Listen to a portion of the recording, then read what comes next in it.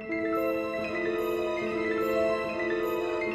am thrilled to announce that the winner of our 2025 Margaret Wise Brown Prize in Children's Literature is Brendan Wenzel for Two Together by Chronicle Books. Thank you. Thank you so much. Intended for ages 4 through 8, the picture book is described by the publisher as, in this companion book to They All Saw a Cat and Inside Cat, a journey home leads to an unexpected adventure for a cat and a dog. A playful, imaginative story of friendship, empathy, and discovery by Caldecott Honor winner Brendan Wenzel. The judges added that this tale of the fun and adventure enjoyed by friends, dog, and cat feels both epic and everyday. The playful art and beguilingly simple poetic text presents the beautiful night landscape as a backdrop. The journey taken by these two friends tumbles nimbly along, transporting children through a few spine-tingling moments towards a familiar, safe home. This book begs to be read again and again as part of a unifying, comforting bedtime routine. Brendan Wenzel is a New York Times bestselling author and illustrator with great affection for all things furred, feathered, and scaly. When not creating books for children, he is a proud collaborator with many groups working to protect and conserve wild places and creatures, which is actually why he's not with us today. Brendan's book, They All Saw a Cat, received a 2017 Caldecott Honor. So, Brendan, I want to first of all gift you this award. This Wow. Okay, I didn't realize it was a check. That's so 25 cool. award. So it is Wow. beautiful. It is truly. It looks like This will a be heading your yeah. way soon, but perhaps even more profound.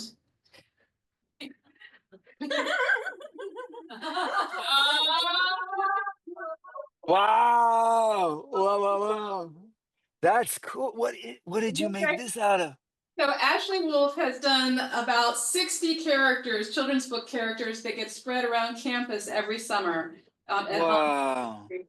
And you now have special characters from the book that are finding a golden place on campus to be featured every summer. That is like the coolest thing I've ever seen. Ashley, if you are in the crowd, thank you so much. I don't know if you're there today, but I really appreciate it. That is wow. One Wow. thing That's a, here. Yeah, so you have to come down and see it in person sometime very soon. that is so humbling. I would absolutely love to. And I am so proud that those two are going to be walking around the campus in the near future. Wonderful. So share with us a little bit about, oh, and actually I wanted to also show, and you both got a certificate. This is, let's see if you can see that. Also Wow, created beautiful. by Ashley Wolf. So there's one for you and one for Deborah as well. And those will be going out in the mail next week. Okay, so Wonderful. Ashley has made you look really good. I feel really good. I feel really good. Tell us a bit about Well, your book. well, thank you so much. I mean, first, I just wanted to say a huge thank you to everyone at Hollins University and the award committee and Elizabeth. I could not be more grateful to be this year's winner of the Margaret Wise Brown Award.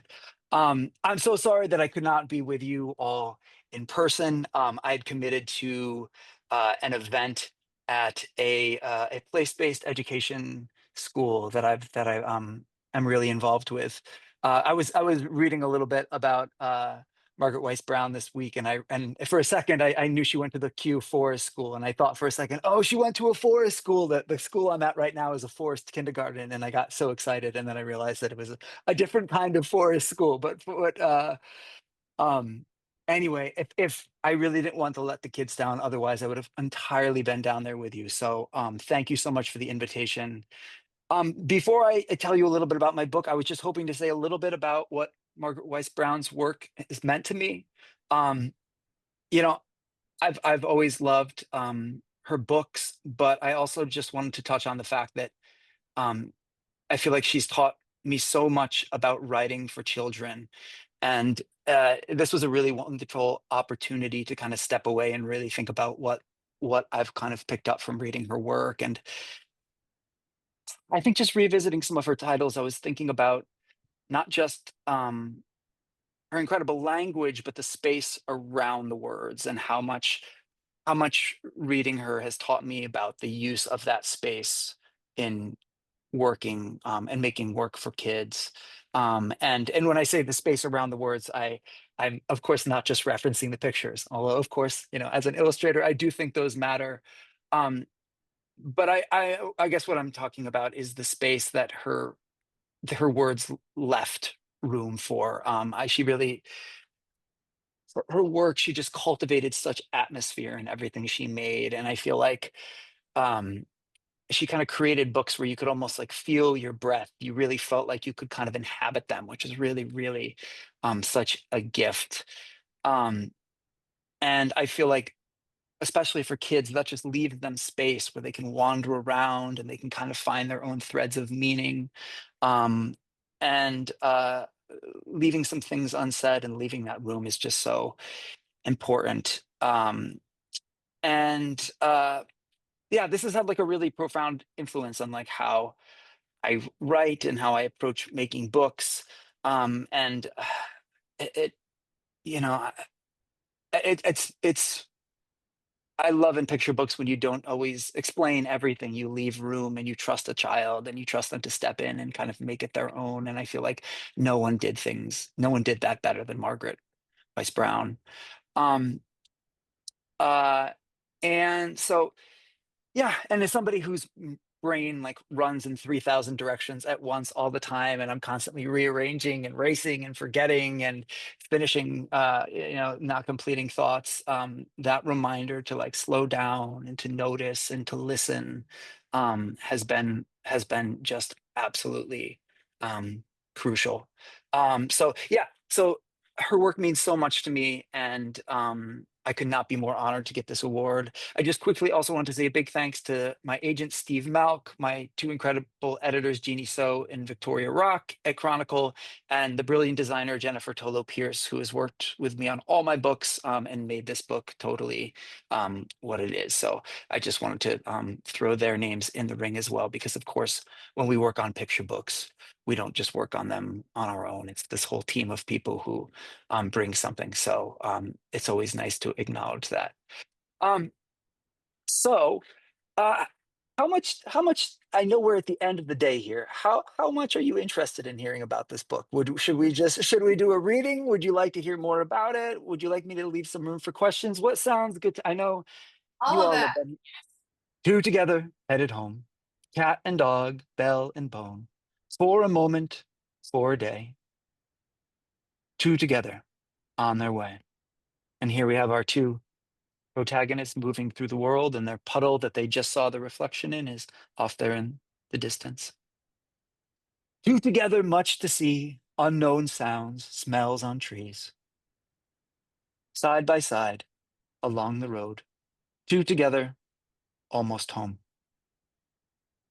Two together, find a toad, watch it hop, where'd it go? Through the scrub, through the grass. Two together, down the path. Two together, cross the stream, up the bank, up the tree. Toad is gone, look, a pair. Two together, wake the bear. Two together in the mud, through the swamp, on the run. Brambles, mushrooms, squishy moss. Two together, very lost. Two together, find a cave. In the dark, back towards day. Rain clouds forming overhead. Two together, very wet. Two together in the wind, in the sun, dry again. Sun is setting, time to rush. Two together in the dusk. Dusk is one of my favorite times of day, so I had a lot of fun making this page. Two together up the hill, up and up, climbing still to the top. Be there soon. Two together with the moon. Two together see a light. All is dark. Home is bright. Starry skies, shimmering air. Two together, almost there. Two together, face to face. Home at last, warm and safe. For a while, for a day. Two together on their way. and we see our characters running off into the night. And then finally, here they are again, running through the hills. And if you flip very quickly back to the beginning, this landscape matches almost completely with our our um our light pencil from the beginning. So that is the book, Two Together. And that is the end of my screen share. Thank you. Thank you so much. It's been such a pleasure being here with you, to sharing the book and a little bit more about it. And I'm happy to hang out and answer questions if that sounds good. Time for a few questions. Anne Marie? I just want you to talk a little bit about process with your illustrations. Do you start traditional and go digital at any point? Do touch-ups? What do you do? Yeah. Thanks for the question. Uh, you you uh, you hit the nail on the head. Absolutely. So everything starts out of the computer. Um, I really love using traditional materials. Um, both because I always like how it turns out a little bit better in my case, but also it's just really wonderful, being in the studio and smelling paint and, hearing a pencil scratch on paper. So yeah, so they'll all start out traditionally, but then they all end up eventually in the computer. And some of them I almost scan without any further adjustment, and many of them, I would say most of them, usually end up being comped together or kind of cobbled together in the computer in some way. And then some of them, I mean, I have in the past experimented with doing things a little bit more digitally when there's an effect that I'm having trouble getting with traditional medium. But yeah, does that answer your question? Yes, thank you. Yeah, of course. Thank you. Few minutes? All right, I have one. I always have questions. I Yes. have this theory that creators always tend to create around the same theme, even when they don't realize they're doing it. So obviously yours is a little bit more clear. It seems that you're always writing about or creating around point of view or perspective. Do you see that theme being continuous through all of your work? It's a great question, and one that I think the more books one works on, I think you tend to think about it more and more. Um, I'm fascinated by perspective, and I think about perspective really very frequently. I think the thing, and I think I would kind of put perspective under this umbrella. I think the thing that I think about more than anything is connection and interconnectedness. I think that really seems to be the theme as much as I try to get away from it, that no matter what I'm doing. I'm working on a couple other projects right now that I probably can't talk about quite yet, but I think those really they're veering away from perspective, but they're very related to this work in the sense that they have to do with um how we connect and how um I think this, as much as we sometimes try to draw boxes around ourselves and draw boxes between us and the natural world or friends around us, family, as much as we try to create a space that is ours and we try to say this is, nobody understands me or I'm kind of the only one. I really do feel like we are just so much more connected, and that's the thing that I think keeps coming back in all my books is yeah, just that my kind of fascination with that um and how it kind of expresses itself. That was a little rambly, but does that make sense? Yeah. So you are a teacher and it looks like you're in a very interesting classroom right now. Um, so can you tell us a little bit about do you call this your day job? I mean, how do you integrate these two facets of your life?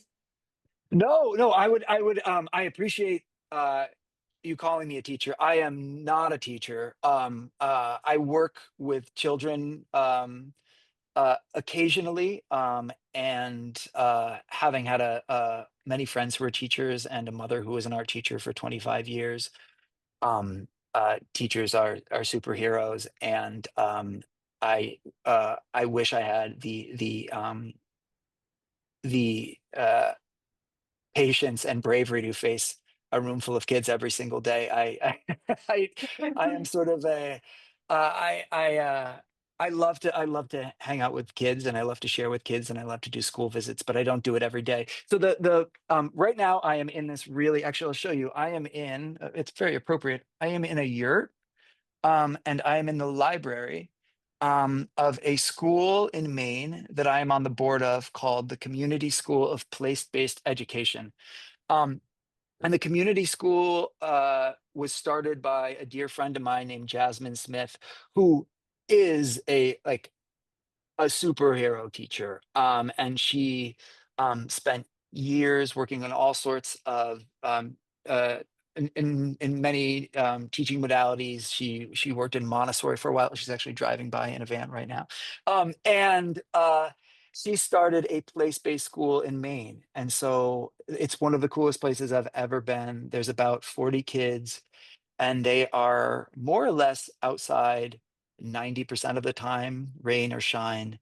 And they are learning science and math and language and art from the natural world. And so one of the examples I always love to use is, they have this incredible, there's a beautiful forest associated with the school, and there's a population of tiger salamanders, and I'm sorry, spotted salamanders, not tiger salamanders. And there's a migration of these salamanders every year. And so the kids go out and they, do scientific studies. They do the citizen science. They collect them, they weigh them, they measure them. But for some of these kids, they're, pre-K, kindergarten, first grade. So they're just learning these skills. And so they're learning to hold rulers and protractors and learning to weigh things and learning to, 4 + 5 is 9. They're learning math through doing all this, and then they go out and have to take standardized tests, and they go like, "Oh yeah, I know all this stuff. That was the salamander thing we did." And so it's just this really, really wonderful way of learning. And I've when I was younger, I went from a very kind of like progressive um integrated school system where we would use, all our lessons were combined, and history had something to do with art, and art had something to do with math, and there's a lot of acting and art, and I really excelled. And then I had to move into a very traditional program, and I just crashed and burned. I really did not do well. I have ADHD. It just was not a good environment for me. And so it's been really meaningful to be involved with this place and see um, just all kinds of kids just excel, and just being not only learning but just loving to be here, like not wanting to go home at the end of the day. And so it's a place that means a lot to me. My most recent book, Good Golden Sun, was dedicated to this place. And I thank you for listening to me ramble on about it for like 10 minutes, because no one ever asks me. So thank you. Yeah, where in Maine? What town in Maine? I'm on Mount Desert Island, so I think it's in Sumsville. Are you familiar with Maine, or? I was born and raised there. Oh, whereabouts? Up in Piscataquis County, I was born in Dover Foxcroft. Very cool. Okay, nice. Yeah, my Magdalena, my wife, was born in Bar Harbor, so we spend a lot of time up in this area. We have a question from Shivani. Hi, Yes, Shivani. guys. Hey, how are you? Good. I'm a first grade teacher, and my kids love your books. Thank you. In order to teach them better, I would just love to know, what what you would hope the main takeaway from your books are. When you, because I know it's all about perspective, but what are you hoping that they take away about perspective? Oh, what a great question. I mean, I think, and I think this very much relates to Margaret Wise Brown and sort of some of the stuff I was saying up top. I think the thing that I think one of the things that unifies a lot of the books is leaving space for kids to make it their own. And I always try to end books with either a question or a breath or a some sort of space that kids can then take that idea and create their own stories.